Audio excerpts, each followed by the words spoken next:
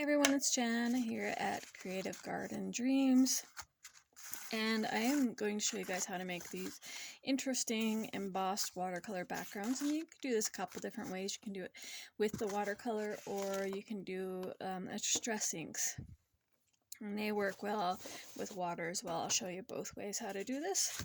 And then we'll put together this card here. So I'm just taking a piece of 140-pound cardstock.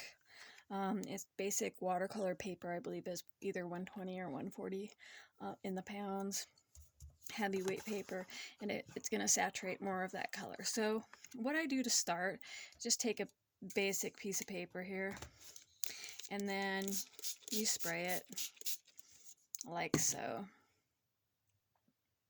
And then I just come in with the watercolors. Since we're approaching some Christmas here, I'm going to use red and green. I'm not really much of a Christmas person, and you can just let this flow however. I spray it with a little bit more water just to get it to move around. Not that much of a Christmas person. My sister died a couple days after Christmas, so I'm not that big on Christmas anymore, and I think my mom was like the one that did the Christmas in the house. She's the one that kept Christmas going. And we didn't really have that much Christmas going on after she died. So, something like that. It does not have to be perfect. I'm going to put a little bit more water on there. And then put a little bit more of that red in there so it's more, pardon me, more saturated. I'm going to have to learn to work with this camera stand because it's in my way. Okay. And then I'm going to take just a regular embossing folder. I have a couple over here. And I'm just going to slide this baby in the embossing folder. And I have a big shot on my floor here. I don't have enough space on my desk under the camera to put the big shot, so I'm not going to record that. I will be right back.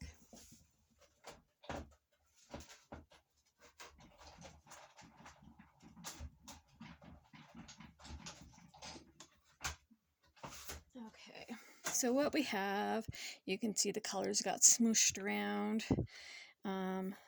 And it just comes up like this. And the water helps the paper to not rip so much. It gives it that nice extra embossed look. And there's a lot more white in there because it does push a lot of the paint out in between those layers of the embossing folder. So that's one way of doing it. I've also embossed it beforehand, like I just embossed a regular piece of watercolor paper and then watercolored it. And this is how I got this piece right here. But as you can see, it's colored after. No, this one was colored before, sorry.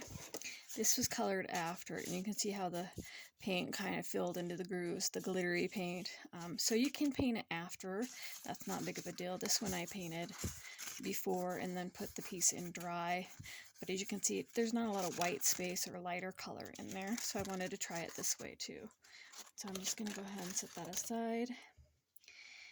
Here's another one right here that I did with the watercolor, and I let it sit in the embossing folder and suck up a little bit more of that ink. And I think that turned out really cool because it's kind of abstract in the color, how the color moves around. And you got that lighter green in here and that darker green over here. That looks pretty cool, I think. But I'm going to show you how to do this with the distress inks, and there's two different ways of doing it. I'm going to grab an embossing folder. This one's a little bit bigger of an embossing folder. This like just a little bit bigger. So I'm going to find the side that has more flat space. Okay. And then, I don't know. I'm just kind of picking random colors here in this green. Random greens. So I pick 3 random greens because I want some sort of gradation here. Like that. And so what I do is just smear the color on, like so. And I know some people probably wouldn't do this with their stamp pads because I do I'll go right up over that other color, so it kind of blends it so it's not like such a harsh edge, and I want to make sure and cover the surface. And now my piece of paper isn't this big, but I just do the whole surface instead of measuring out a square. And then I take the sprayer and just spray it with a little water. Like so. And then I have this piece of paper. I just pop that on top, push it down, and I'm going to run it through the Big Shot.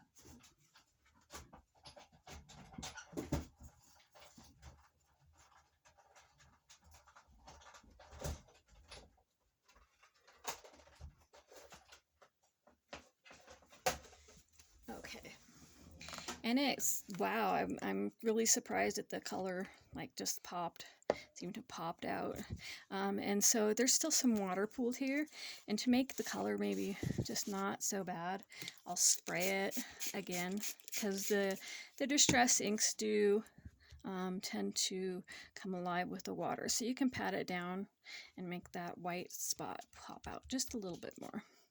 And you're pulling all these spots off. So that's the gist of it. And you can see it's more potent in the white spots than the watercolor. When you do it that way with the distress ink, you get a more solid color on the background in comparison. It's not so moved around. But if you want a more loose and flowy color, use the watercolors. Or if you prefer, let's do different colors here. I'm going to go ahead and grab a red. You could, I have to wipe down my spot. You could press your inks in here. I'm going to do a red, and then that dark green. Press your inks in here real good. Hit them with that sprayer so they're kind of activated. And then you just take your cardstock. And I know Tim Holtz does something similar to this with his tags. And I'm just going to smoosh it around here. And we're just making a mess. And it doesn't have to be perfect. It can be a mess, but you don't want to dip it too much because then it turns orange like so. And so I'm going to add, just pat down. I'm going to try and add some more of that green and that red, more saturated spots. Okay. I seem to have lost my marker here for the edge of where my camera view is. So I'll spray that down. And I'm just going to pop some of that potent pops of color, like so. And this is when your heat tool comes in handy because you can dry it. I'm just going to pop in here, try and get a little bit more potent color. And then run it through an embossing folder. And I'll be right back with this.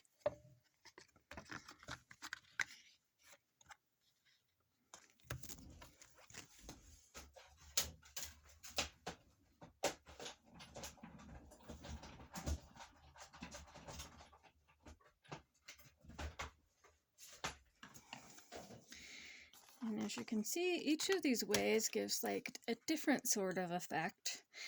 With the tapping, it doesn't quite pick up as much color as when you like slide it on there. That's much more potent color variation. And then these are the watercolor ones that I did, where I watercolored it and then stuck it in there. This one, I had embossed this piece of watercolor paper and then I painted it, so you can see how the gold shimmer kind of sits in the cracks and the crevices. It kind of seeped down that way. And then this one was watercolored and then dried. Just gives you a variety of ideas to do this textured background. I'm going to set these aside. And so what I did on this one was, when it came out, it had a lot of water on it still, so I actually wiped it with a paper towel so it was a little bit more muted in color. So I did die cut some snowflakes here, and I think I'll put them like that, and I think I'll put this in here somewhere like that. And then I have some of these sequin things that I can just add on there for accent. And that's pretty much it for today, but I wanted to show you guys how to do that because it's kind of fun, and I love watercolor, so anytime I get a chance to play with watercolor, it's really awesome. So you can do whatever you want. You could add whatever embellishments you want. I just happen to have a scan and cut over here that I'm learning to use, and the scan and cut had some snowflake things on it, so I cut some snowflakes out of this shimmery blue paper. And I'm just randomly putting them down. I'm not I don't have any real idea in mind. That's how I am as an artist and a crafter, is I just kind of let it flow. I'm not gonna, try and be perfect or whatever. I'm not too concerned with perfection at all. That's how I am as an artist as well. Just kind of let it go. Like, I'm not even really caring how this glue gets down here, as long as it gets down. And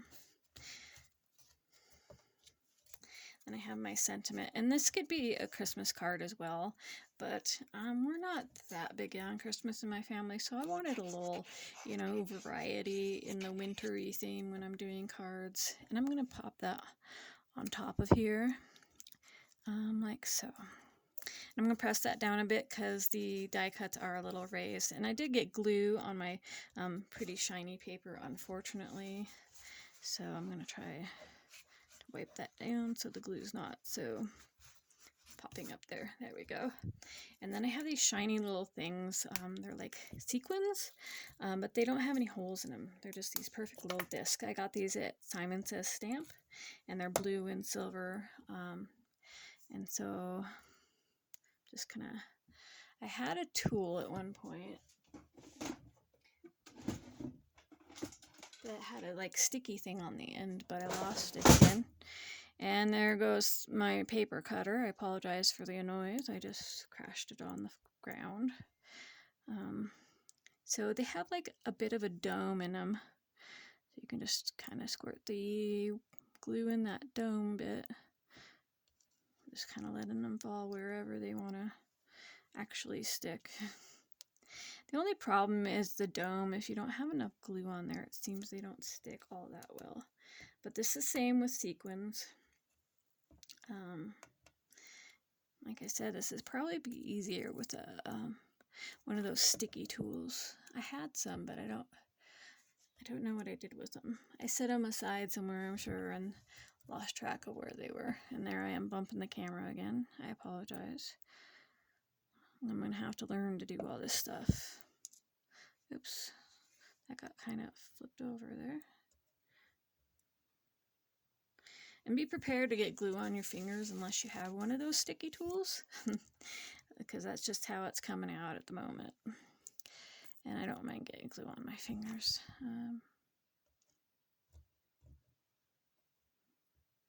Well, that one, I'm going to move that just a bit so it's centered, balanced, I suppose.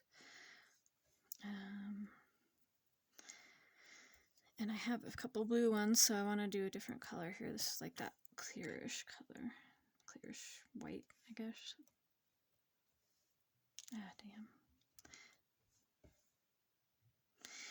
That's the thing about crafting, is there's always, mistakes, but like Bob Ross says, there are no real mistakes or acts, in art. There's no mistakes in art, just opportunities to try something different, or, an opportunity to learn to clean up the mess that you made, whichever works. So I think one more little silver one. I don't want it to be too busy because it's not a real busy card. So I'm going to do one more little silver one right there, if it wants to stick. Apparently it doesn't. Okay, apparently it wants to go right here. This, maybe it wants to go right there. Please go right there. And no, I don't like that. I'm going to put it back up there where it was. Boy, it wants to stick to my finger. It doesn't want to stick. It wants to stick to my finger. Oh my goodness. By the gods. Okay, there we go. So since I have this big pile of glue right there, I figure I'll put in another sequin. Unfortunately, I don't have any more of those dark blue ones in my pile here, and I want to use what's in my pile and not spend a lot of time searching for stuff. Okay, so that's it. That's the card front, and I just have it like that. I just glued it on my embossed paper on this nice blue cardstock, and that'll fit nicely right on the card base. And that's just a basic card base, the 4 1/4 by 5 1/2. And I like the glue I used is art glitter glue. It kind of glues everything. And I'm not worried about perfection, but I want to make sure the edges at least have some glue. And then the reason I like is it gives you a little bit of time. Like, I really like the, oh, I put that on. Did I put that on right? Okay, good. Make sure I didn't put it on upside down because I've done that before. So I really like this. It sticks, but it gives you a little bit of time to work with it and move it. I do like the score tape and stuff like that, but if you stick it down and it's in the wrong spot, you're done. You're done. There's no fixing it. It's stuck together forever. But that's it today. I hope you enjoyed the watercolor card. Turned out pretty nice. And then, you know, making some watercolor fun. I hope you have a beautiful day and, you know, enjoy. Do something nice for yourself today. All right, bye.